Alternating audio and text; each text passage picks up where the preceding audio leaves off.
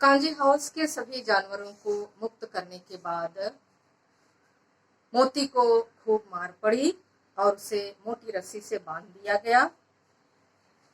यदि हीरा भी चाहता तो उन जानवरों के साथ भाग सकता था, लेकिन अपनी सच्ची मित्रता का परिचय देने के लिए, उदाहरण देने के लिए वह वहीं रह गया।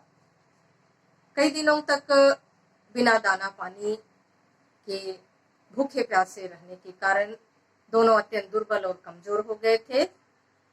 मैंने पहले भी कहा, कांजी हाउस के जानवरों की नीलामी की जाती है। हीरा मोती की भी नीलामी का दिन आया और एक दड़ियल उन दोनों को नीलामी करके ले गया।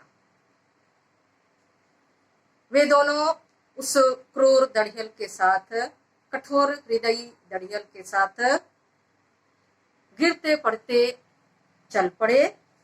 जब वे रास्ते पर जा रहे थे तो रास्ता उन्हें जाना पहचाना लगा, क्योंकि गया उन दोनों को उसी रास्ते से अपने घर लाया था।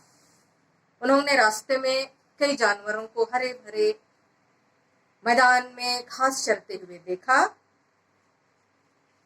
और जाते जाते दोनों ने अपने उस रास्ते को भी पहचान लिया जहां से वे कभी कभार आया जाया करते थे।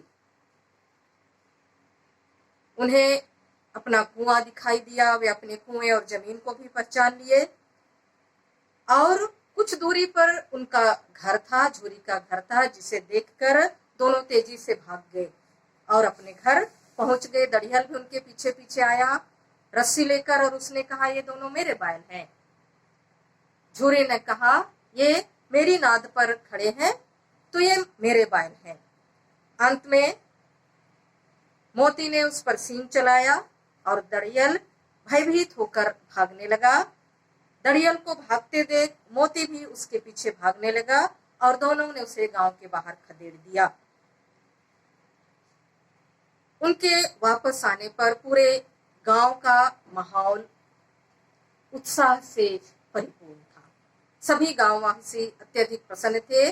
हीरा मोती के वापस लौटने पर थोड़ी ही देर में झूरे ने नांदों में खली, चूनी, चोकर और दाना भर दिया, जिसे दोनों मस्त होकर खाने लगे।